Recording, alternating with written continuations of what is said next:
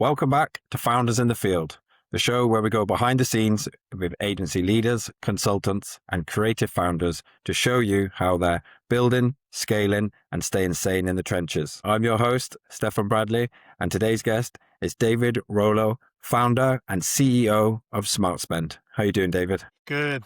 Thanks for having me, Stefan. Appreciate it. Thank you for coming on. Let's dive straight in. For people who don't know your story, take us right back to the start of your journey, what made you start your own business, and give us an overview of what your role looks like today inside SmartSpend. Yeah, no, of course. Well, on paper, I think my journey looks a little non-linear, but and as it's played out, it really connects, right? I started my career on the creative side, right, to understand, how ideas work, which pushed me into media, which taught me how money worked, at least in advertising, and then into strategy, which got me into the insides of how the consumer mind works, right? And as that pushed and culminated all into more leadership, it was really how to simplify that all together to the benefits of the kind of core goals of the clients that I work with. And that's really all come together in the creation of SmartSpend. Okay, and could you just unpack what SmartSpend is, so our viewers can understand it a little bit better? Yeah, we think of ourselves as a modern media agency, built really around strategy and efficiency. So in the world today, there's a cry for transparency. I want transparency too. I also want world peace. I don't know if I'm going to see either one of them in my lifetime, but it's it's a good thing to want. And I think there's more transparent businesses out there today. But quite honestly, Stefan, there's so much bloat in the industry after, leading teams, leading agencies, everything from the holding company down to the indie agencies. There's definitely trends that can be spotted, and the increase of layered media. That could be layered within one partner, layered because you have a different kind of targeting partners layered on top of the media itself. I think that one of the biggest challenges that our industry is working with is working media. And so after you pay all the people that are buying the media for you, placing the media for you, and putting all the parameters of targeting around it, how much of your budget is actually, getting out there to market? It's 40 to 60% of your working budget. You spend $1 million, the best you have out there is $600,000 working for you, right? Everything else is going out there to your partners. It's just too much, right? There's tech fees have exploded, onboarding fees, audience, targeting fees. Some are necessary. Some, like I say, are bloated. So our goal is to drive efficiency back into the world of advertising and bring that, working media to a higher point.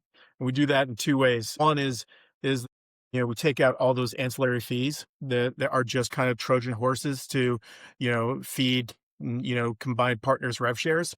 And we also simplify the pricing strategy that we have.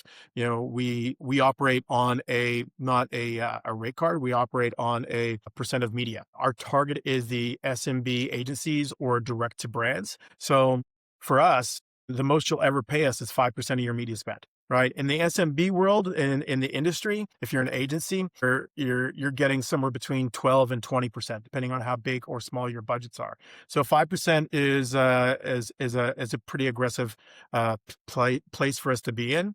And we can be there because we built our, direct inventory sources, relationships with our partners. So we got over 40 people in our partner network that we take those efficiencies and those negotiated reductions in media fees and pass them on to our clients. So basically, you're giving them more bang for their buck. If I was a media agency and 40% of my budget was going on overheads, should we just call them, and then you're coming in with saying, well, we're only going to take 5% because you've negotiated a better price, basically, with all different media buyers. Is that sort of correct?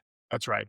Yep. Clients get a simple fee to get direct access to, our partners, our team of experts. With everybody on our team has over a decade of experiences. No slight to those who have just graduated from an amazing advertising, program. But when you're dealing with tens of millions of dollars, you want operators who have done this for a very long time, and you want to benefit from that experience. No, definitely having that type of experience, handing your money to somebody who's had that type of experience definitely would put you at ease a lot more than giving it to someone who's just out of, just graduated media from an agency, shall we No, say. exactly. So definitely, I can see the pull on that. And obviously keeping the keeping the overheads down to 5%. Are you leveraging AI across this business as well? No, great question. I think everybody in this world is leveraging AI either to mess with their family or to the benefits of business. So yeah, we are, and we use it a lot on the back end to pull all of our partner pricing together, so we can put together. We've got two services, Stefan. One is Media Match. We'll match in any of the media that you are currently buying exactly, and then we'll tell you what kind of savings that we can provide for that. Typically, it's somewhere between 5 and 10% of the exact media that you're buying. You know, the other piece is media extension, and that's a service that a lot of people take us up on, specifically in programmatic video, TV, linear. It's really hard to stand up a TV buying practice. The people, the expertise, the tools. If you're starting from scratch and you're a digital agency and you want to take on TV, that's anywhere between, quarter to $500,000 of an investment. Or you can pay our experienced team 5% of your media spend and be up and running in 72 hours. So those are the kind of two areas that we get set up in. But from an AI perspective, it's a lot of the pricing algorithms, deals that we have, the leverage that we have within the marketplace with our direct inventory sources helps bring that to the forefront in seconds and minutes instead of days and weeks. That's it. Making it more efficient, time efficient, but also not compromises on quality, like you said. Then to be able to find your media buyers of what they're offering and things like that, that would usually take a human a long, long time to be able to hit that with the same accuracy as AI can do now, much, much faster, enabling you to be more proficient with your business. 100%. I think a lot of people look at AI as a do it for me. We look at it as a do it with me, right? It's like, I've got 25 plus years in media buying and planning, but there's things I'm going to forget about, right? I might have an off day. I might think of like the 3 out of 5 things, so when you pressure test that and put your plan back in there with all your planning parameters that the client's given you, it helps you not miss those 2 things that you didn't, that you had in your plan. So it's watertight, and it helps you have more of a holistic thought process around bringing the best, product or plan to. Oh, definitely. I feel like business owners with a lot of experience, just like yourself and other business owners that I interview, if you can take that experience and program it into an AI, then it's the expression two heads are better than one. So it doesn't replace you, but it can definitely it's a force multiplier and help you. Like when you say you might have an off day and things like that, because the human brain isn't meant to be like a storage, like a filing cabinet where you just, have all these things that you can just reel off like that. It's much more better at, creativity, communications, especially in this age where AI is so big. I feel like it's going to make client communications and that type of thing even more precious, shall we say, and even more have so much value to it. So having something there that you can have as backup, I would say, is adds so much value to your business. I agree, but again, it can't have you have to have that human oversight. Hallucinations within any of the LLMs that you're working with, whether it's Claude, GPT, Gemini, Copilot, whatever you're working with, there's a lot of hallucinations. Sometimes it's from past, prompts that you've put in there from a totally different campaign. If you're not setting up your approach into, kind of, fresh asks, which a lot of people just keep on carrying on in that window. They treat it almost like a Google search box, right? They just want to ask it just like they query Google. I had a great conversation with about 200 folks from students from UGA, and everyone's like, "Oh yeah, I know how to prompt." I pulled up one of our standard prompts that's probably about a page long, and they're like, "Okay, maybe I don't know how to prompt." Right? They're using it like a search engine, right? Show me restaurants near me. Help me understand which is the best restaurant to take my so and so to. So those are great, questions, but they're very basic. But when you start adding in roles, act like this. Here's the biggest problem. This is what we're solving for, and you almost put it into a script of all your needs before you hit that enter button. You get much more robust answers and cleaner responses. And, I think a lot of us out there are even taking a GPT response and seeing if it's the best by asking Claude or by asking Gemini, right? They all have different superpowers, if you will. And I think that using one, it's a little bit myopic, but using them all together and figuring out a system that works for you And some of the work that I know you're doing on the back end with the whole agentic movement, I think that's where people can do a lot more with a lot less. You're not getting rid of humans, but you are definitely condensing the need for a 20-person team. It may be a 5 or 10-person team, right? Recent conversations with a senior executive, I'll just say, in a pretty high up role within one of the well-known computer companies. Everyone's talking about AI replacing, 30, 40, 50%, the workforce. Some of the numbers they're throwing around is closer to 80, 90%, which I still think is pretty big. But Mhm. I mean, people need to truly grasp how big the AI movement is for really any industry. It's in my opinion, almost bigger than the internet itself. Right. So I think that you think of the capabilities that have grown even over the last 3 to 5 years. I read a stat, something like the what is it? The amount of innovation that's happened in the past 10 years eclipses the amount of innovation that's been done in the last 100 years. Right. Wow. So we're moving at a pace that has to be quick. Right. And I think, the people who are going to fall behind are those that aren't curious about how to set that clock on the VCR. You're not going to have a job in 5 or 10 years, right? But it doesn't matter how old you are. It's really about how curious you are. You don't care to figure out how AI can make your day better, then you are going to get passed by, right? Because this is just a new way of people incorporating how to do things, just like when Google came around, search engines, right?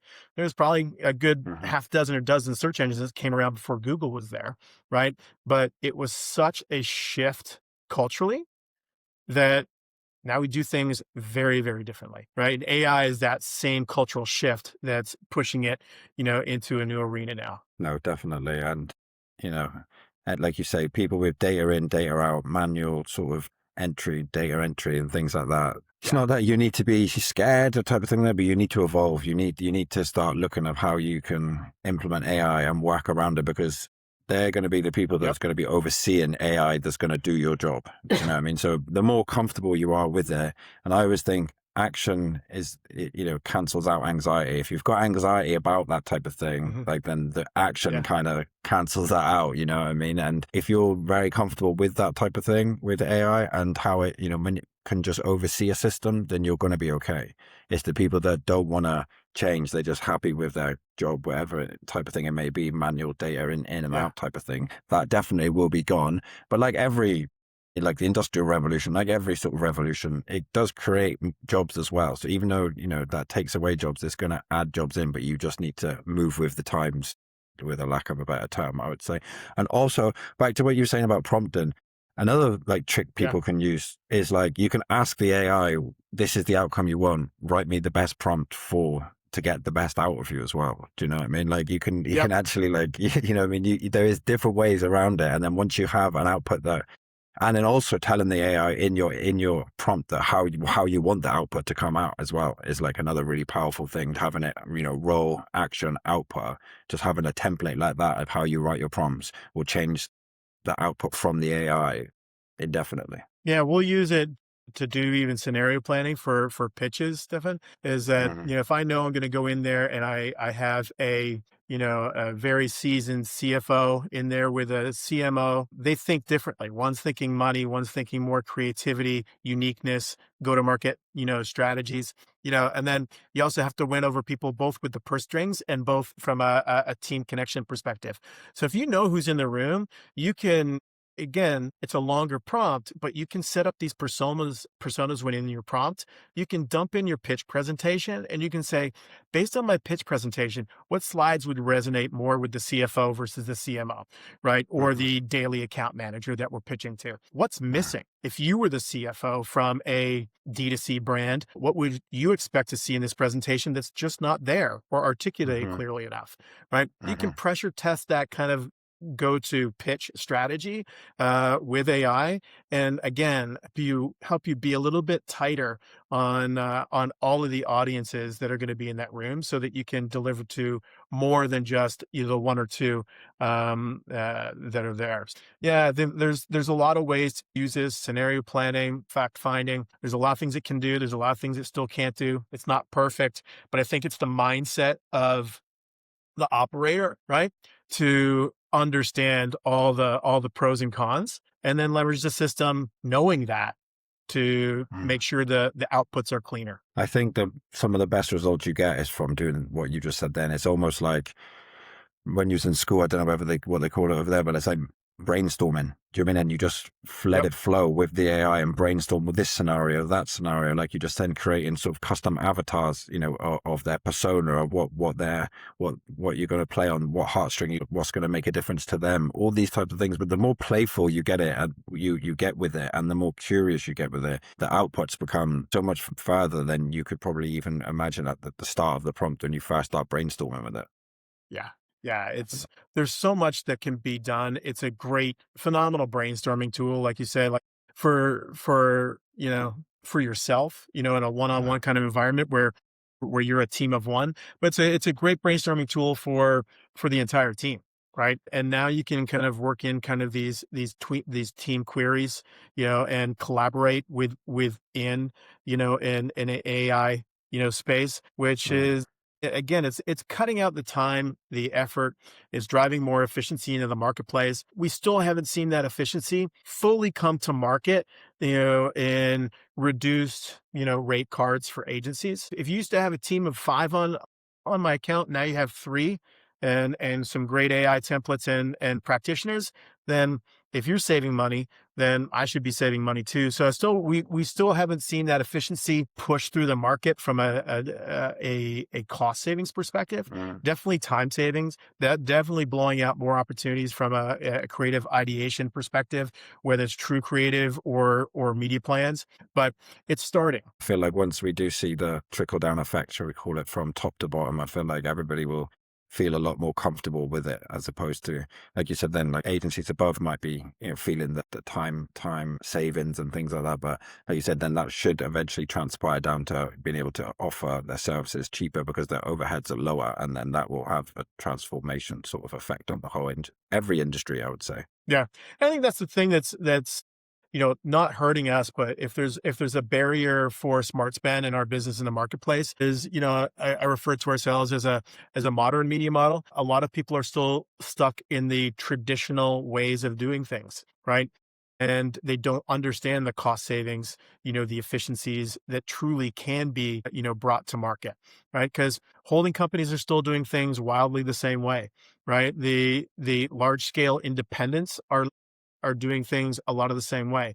There's a lot of AI washing is what I'll call it. Everyone calls it AI, just like every retailer calls it a sale. It's everywhere, right? But proving the value to underscore where it is and what it's saving me, what it's getting me as a client, that's where there still needs to be a lot of work, right? I think the first machine learning bot TV spot was, I think almost 10 years ago. Right. And there was a big, industry outcry of no one needs, media buyers and planners, and it's going away almost immediately. We're a decade later. Right. So like I say, it's not going to take away all the jobs. It is going to drive efficiency through most jobs. Right. I think there just needs to be that innate curiosity in everybody's role to figure out how it can help you. A child will serve you very well, I feel like, in this day and age. 100%. Ask why 5 times. You got to go to bed. Why? Because it's late. Why? I don't know. Because that's how time works. It's like you just keep working through it until you get to a real salient answer. But yeah, it's the same thing with AI. You're right. It's like you get an output that you don't like. Would this be the same if my competitive set was different? And they're like, no. All right. My competitor's Nike. How would I go to market? Oh, my competitor is, Shoe Carnival. How do I go to market? It's different, right? And I think that rapid, iteration that you can throw out there into the AI pieces, again, with that human oversight to make sure that what you're seeing or getting back is real, then it's mind blowing, right? You're getting like a week's worth of work done in 2 or 3 days, right? Or 2 or 3 hours, depending on what you're doing, right? So it's crazy. Just switching gears a little bit now. What's working well in SmartSpend, and where do you still feel slight friction? Yeah, I think the friction definitely is the transition from a old model that's been, serving the advertising industry very well for like decades upon decades, into more of a modern model, right? And understanding, where there can be more transparency or less bloat within the media systems. Just people understanding that there are options now available for, smarter buying, without the hidden costs. It's not full transparency, but there's a lot of cost savings out there that, we're saving clients, hundreds of thousands of dollars, campaign by campaign. It's a Hmm. lot, especially when you're looking at, all of the layoffs that are happening in the marketplace. $100,000 keeps you a couple employees, at the lowest level, Hmm. keeps you one employee at the highest level, right? So there's value being driven back into the marketplace. So the friction is that transition from traditional to more of the modern capabilities of media buying. What's working well for us really is the efficiency. We're probably faster than any media buying team out there because we work with a decentralized workforce, right? We essentially are a collective of industry professionals that hit each task really quickly and responsibly to give the best output to our clients. So when a client gives us a brief, we can be back in front of them responsibly in less than a week, right?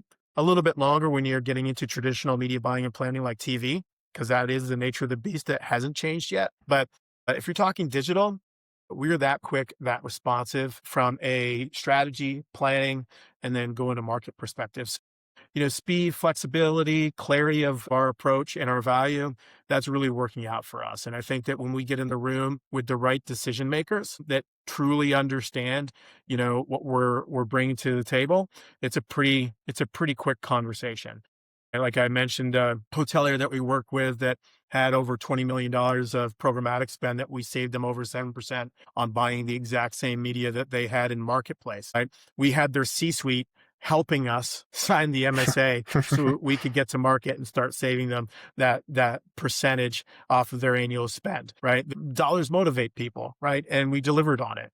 So the proof is in, every campaign that we work on. What works for us too is, there's not a 3 to 5 year contract that we're asking people to sign. I learned long ago, every client in advertising has is somewhere between a 30 and a 60-day out clause. So I don't care if you have a 5 year agreement. They don't like you, they can give you 30, 60-day notice and you're gone. So Hmm. we built our business on basically one campaign at a time. Let us prove ourselves to you. So you want to buy us for that one campaign that only runs 1 month and it's only a $250,000. We're here for it. You want to keep using us year after year, month after month. We're here for that too. But we're going to prove ourselves, right? There's a legacy issue in advertising where you can hear a client say, why am I putting my business up for bid? It's because I used to work with the A team, but now I'm working with the B or C team, right? We only have an A team, right? And we're here to prove that for you one campaign at a time. And that really is working. Yeah, no, again, that goes back to being more transparent as well. And I think in this day and age, I had a podcast guest once who said it. He was like, everybody knows Chevy thinks Chevy's dope. You know what I mean? Like, Yeah. it's all about showing it now. Do you know what I mean? Because nobody trusts the traditional, like that type of way of doing it. Like now it's all about showing ROI and being confident that you're going to produce these results. And it's okay. You can stay for 1 month, in your case, stay for 1 month, stay for 6 months. But either way, we're going to show you and prove to you why Yeah. you should pick us and what the value we're bringing to the table. Whereas opposed to, maybe 10, 20 years ago. And before then, it was more like on the psychological sort of sales techniques of trying to get them Yeah. to buy on emotion and things like that. Whereas now I feel like, especially with the new generation, it's all this new stage of our like business or how we do things now is definitely more, I will show you, proof will be in the pudding, and being a lot more transparent, as you said before. Yeah. I completely agree with you, right? The old way of selling is changed. It's like, I equate it to, even relationships. It's easy for someone to say, I love you. Much harder to show it. Right. Hmm. So, I mean, our actions speak louder than any kind of pitch can. And to that, I think for the last 2 years, we have a retention rate of above 96%. So Wow. it's like I say, that's how we show our clients that what we do is of value, right? It's great, Mhm. on the efficiency side and the ledger side, seeing the dollars that they're actually saving, that they could have been saving, a year or two ago. Fantastic, right? But showing that to them on every campaign, on how clear, transparent we are with our actions, and delivering on it, I think that's kind of the cornerstone of any good business, right? Oh, definitely. The numbers don't lie very often. Do you know what I mean? If you can show Correct. them proof in the numbers, and then in anything, even going back to when you was talking about showing them that you could save them this in the from the media buying perspective, like again, the numbers don't lie, and numbers make you feel people are more motivated by a dollar. I think you just said, and I think that's so true. When you see Yeah. that what you've missed out on potentially on what you could have gained, I feel like it hits so much home more than just words. And especially I think because as well, because everything's online now, people are a lot more Yeah. like skeptical. Oh, it's, I mean, and they don't want to just listen Yeah. to words because so many times that doesn't turn out well for them. Do you mean they probably have been burnt before as well? And words don't hit as hard as numbers. No, exactly. And I think you have to look at the right KPIs, right? The media business for a very long time has been predicated on metrics like CPM, CPL, CPC. Well, all of those things can be great, and they still don't transition into an uptick in revenue for that Mhm. quarter, right? So just because you got a good CPM, that's great. You've got efficient media, right? But is it valued media? Is it ringing the cash register on the other end? And a lot of times the answer is no. Your media, practitioners won't eliminate a great CPM, because you're getting the weight that you need. But at the end of the day, you're not getting the performance you need.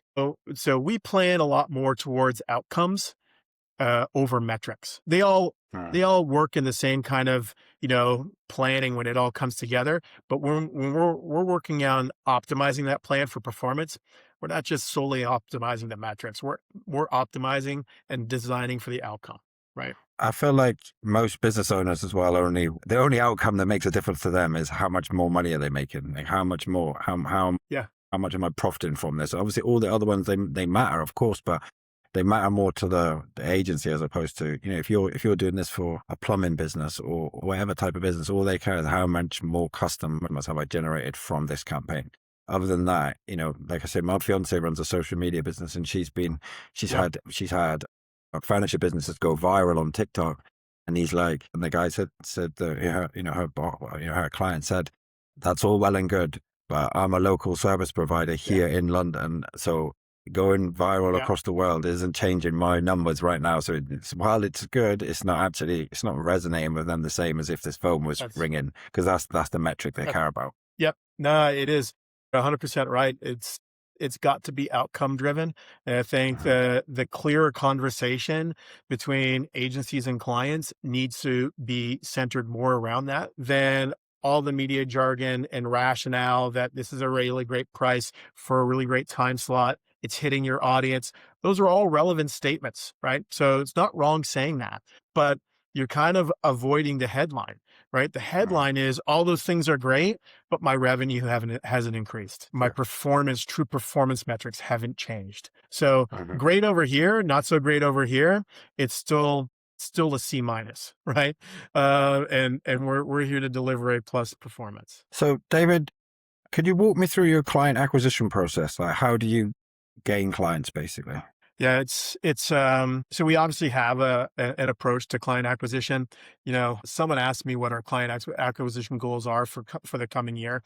And I said we don't have any because, we focus on client retention more than we focus on client, acquisition, to be quite honest, right? We'd rather grow the client. I'd rather have 3 to 5 really great clients that I grow and turn into a great relationship between us and that business versus just getting another at bat, getting another win with account values going from, well, this could mean $100,000. This could be $10 million. We're all over the map, right? So when we look at acquisition for us, we started SmartSpend understanding that we're not going to challenge the holding companies. We're going to go right after that kind of middle tier of the small to mid-sized businesses that really can't buy and scale. So they need efficiencies. Holding companies are dealing with hundreds of millions of dollars on the regular. They buy with scale, and that's where they win, right? So that's Mhm. why we built a partner network where we go directly and carve out our own deals and our own direct to access to lower that cost, to bring that same type of scale and even that playing field between the SMBs and the holding companies. Right. So when you talk about acquisition, we're really looking for, that SMB layer of whether you're an agency or a internal brand team. We work with a lot of, direct to consumer brands. That's kind of our sweet spot of the two sides. I'd say about 70 to 80% of our clients right now are small to mid-sized agencies because we decided from the onset that we weren't going to compete with anybody. We chose to complement everybody. So I'm not trying to take business away from an agency. I'm trying you to get more business. Right? We work with digital or creative shops that don't plan and buy media. And now they can go after our fees where they can because they can essentially white label SmartSpend, to be Mm, that chamber without the operational overhead of buying all the tools and people and knowledge.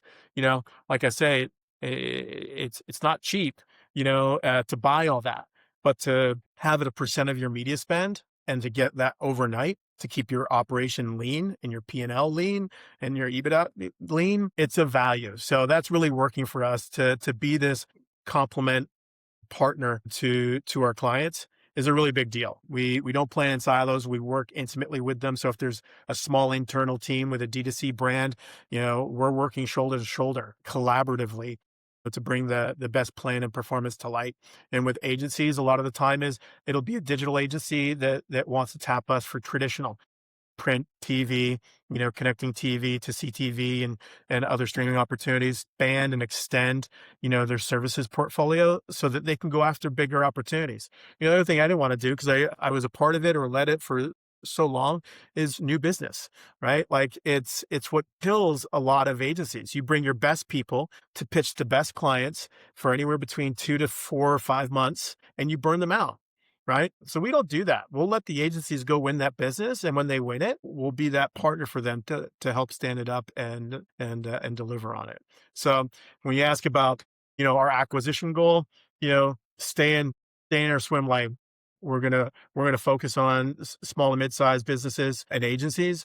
We're going to expand more internationally in the coming year. So we've done several campaigns this year over in Australia and in to expand in that area. Yeah, I think it's for us. We're a little bit more discerning on who that right client is. mm. We're not aimless chasers. Our model isn't right for everybody, but I think when you look at the efficiencies of media spend being flat, to find an extra 5 to 10%, that's a lot, right? The agencies we work with, they can keep it to fuel their bottom line. They can pass it back to their client to increase client retention. So there's a lot of value in the flexibility that we offer with the savings that we provide and the expert services that we bring to market. So, so would you say it's like referrals that sort of get you any sort of new clients that come in? Is that like through you doing work with different agencies or different consumers and then sort of like word gets around that this might be a fit for you, this might be a fit for you? And is that how you kind of find them clients that know, that this will be beneficial to them as opposed to, doing ads or doing outreach, any type of these things that can land you, sales meetings with different clients, but obviously the variety is a lot wider that way. Yes, yes, and we started from the onset from building really a decentralized commission only sales team that has probably over 50 sellers on there. I would say about 10% of those are really bringing the deals that are right for us or that turn into deals for us, but we put a pretty high commission on those partnerships. Again, being commission only, anybody with a commission plan, is getting about 20 to 25% of net media revenue back. So if our net media revenue is $100,000, our seller's getting 25K of that because we are new to market. We are looking for someone to, crack that door open so that we can explain, our true differentiator in the marketplace. We've got people out there. It's a pretty, if you have a great connection contact, in the marketplace, once they pass us off, it's a pretty seamless approach to getting us, through to being pressure tested on a campaign. So I think the high commission helps us with, referrals and our commission sales team of bringing the right work to our doorstep. Your commission sales team, how do they get the clients in? Is that from being referred to them through, your network type of thing? Yeah, a lot of sellers that we work with have been sellers in digital or traditional for, again, decades. So they have the relationships, right? So if they can if they can map, our intro in through their relationship, connection and open that door for us, it's a pretty, smooth and turnkey operation. So they've got a book of business that they can expose us to, right? A lot of our sellers work, but they're not working in the traditional space. So a referral in that category is, non-competitive and works out really well for them to leverage a book of business and connections in, Definitely, and having a high percentage of commission as well. Like it motivates them to yeah. even dig deeper into old connections, people, old connections they might not have spoke to for a while, and it allows us, it gives like a space for them to actually, sort of like open up all of their contacts because they're actually directly benefiting from it. Whereas if it wasn't like that, they might be a little bit more like holding their cards closer to their chest, shall we say? But with you offering Yeah. so I completely understand how the model would deliver, fantastic It's results. great. I mean, we've got some sellers, Stefan, that quite honestly, they make a living off of the referrals that they bring to us. So in essence, they are our sales team, right? They have SmartSpend email addresses. They're part of the decentralized team that we've built here, and they're making anywhere from, 250 to 500K a year on bringing us the right opportunities. It's fantastic. Right? I Mm. mean, we don't cap commissions, right? It really is a good model. I mean, you think about some of the broken pieces in advertising, where when you're on a salaried, basis, you make that salary, whether Mm. you work on Mm. 6 clients or 3 clients, right? If you go from Mm. 3 to 6, no one's doubling your salary, right? You go to three, or you bring in 3 clients versus bringing in 6 clients. Effectively, your salary or your commission does double, right? So there's really no Mhm. ceiling in our model, which we think is fantastic, right? I mean, Mm. the pandemic gift that we all got was being able to be decentralized and work remotely, right? So why not work remotely, leverage your relationships, drive new business for a great new media model in the marketplace with SmartSpend, and run your own career. So it No. seems to be Yeah. working out for us. Like I think well, I know we're going into our third year, which 30% of all startups make it into the third year. So we feel pretty good about the position we're in and the growth that we're driving. So yeah, it's been good. I can see why that would motivate. I feel like that business model where you're on commission, I feel like motivates, especially in selling, but in general, in a lot of things, it motivates people to actually go the extra mile, to work as hard as they can because they're getting paid more. That it's motivating them so much more than, like you say, if you're on salary or it's cap commission, things like that.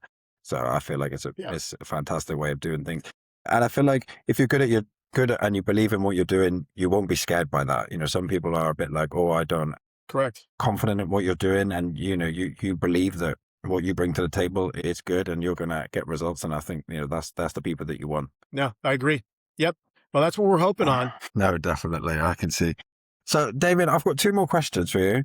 Where would you want to Sure. be in the next 12? Where would you want to be in the next 12 to 18 months in terms of business? God, managing from the south of France. No, I think in terms of business, we've got pretty audacious goals. I think from year one to year two, we grew X. From year two to year three, we added another 2X to that. I think for us, I'd like to see media billings, right, be between 100 and 200 million dollars of media billings. So a media portfolio that we're managing across all Cool. our clients being worth 102 million dollars, Mm.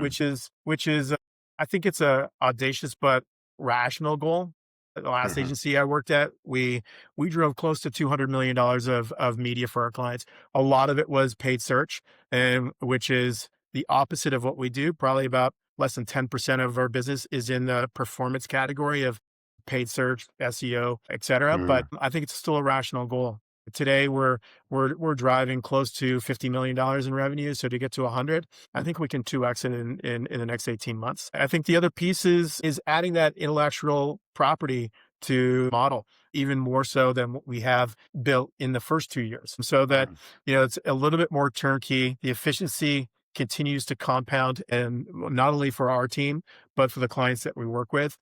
We really want to create a frictionless environment of efficiencies and savings for the people and the brands that we work with. I feel like you've got to be aggressive with your goals. Do you know what I mean? And I feel like that's where Yeah. you're going to actually be able to reach them. Do you know what I mean? If you're not aggressively trying to reach your goals, then you probably are not going to reach them. But when you have a mindset like what you've just said, then I think that's where you're gonna either reach them or get very close to reaching them. Yeah, listen, if we put a 10x goal in there and we had half of that at 5x, I know a lot of companies that would be really happy with that, as I would, right? But if you set a X goal and you have to make that 5x, 2.5x, it really doesn't measure up, and your whole team and organization is deflated because of it. So yeah, listen, we live in a world where anything is possible, and I truly believe that. And I think you just need the right ambition, with the right strategic approach and deliver on it.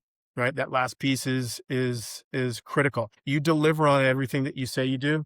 Then why wouldn't we have a 96% retention rate of rates like we do?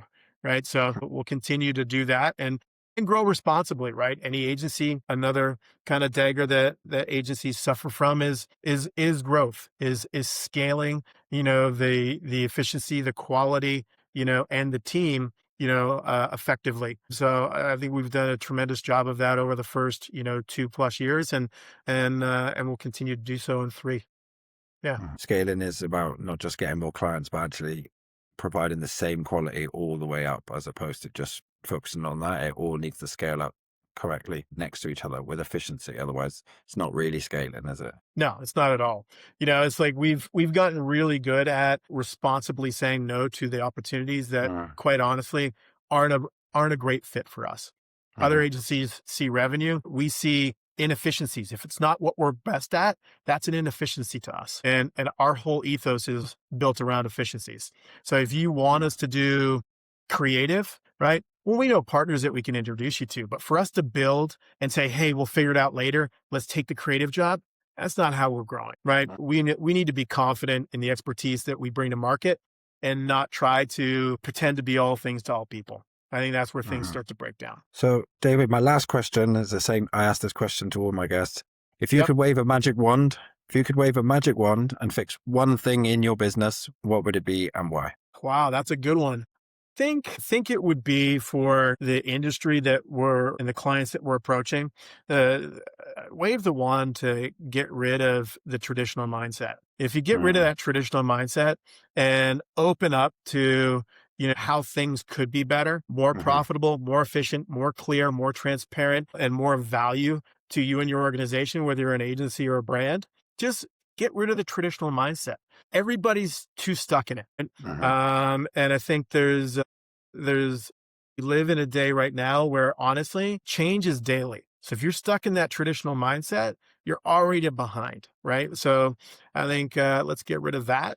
And smooth sailing ahead. I love the answers to that question because they're all so different from all different perspectives. But I have to agree with you. I think that would be beneficial to the whole market in general and probably the whole world. You could probably say that across multiple different industries as well. Listen, sets a barrier, right? Or it's a superpower, right? Those with that, going back to that audacious mindset that are thinking big, those are the people who are going to win, right? Born and raised Canadian out of Toronto. There's a saying in hockey that says there's nothing worse than a 2-goal lead, right? And people will be like, what do you mean? You got a 2-goal lead? I'm like, no, that's when people play it safe. They're not audacious at all. They're defensive. They're worried about losing. They're preserving something that they've had for so long, right? And you see that play out in our marketplace, right? In our industry, like 5 of the holding company heads were conspiring on WhatsApp. I don't know if you saw this story of saying, hey, I know we're all from different holding companies, but let's preserve this baseline margin. Otherwise, our businesses won't function, right? That's collusion. And there's proof of it, right? Again, they did this all through a WhatsApp, chat thread. So, I mean, that's kind of the smoking gun, that there's fear in the marketplace that the traditional mindset is breaking down, and there's new ways of achieving things, that'll solve, a lot of challenges for companies if they're only open to it, right? Have the right mindset. So it's like the key to unlock so much, I feel like. But David, I just want to say thank you so much for coming on, and really love the podcast and insight into your business.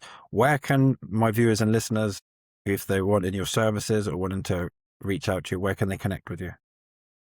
No, perfect. They can find me, on our website, which is smartspendadvertising.com, or they can email me at Rollo That's ROLLO at smartspenadvertising.com. Happy to chat. Well, guys, listen, anybody that has an agency or D2C who are looking for different ways of media buying and a new way of doing things, David, your man, and hit him up at where you just said there. And can everybody like, comment, subscribe? And David, I thank you so much for coming on. Enjoy the rest of your week.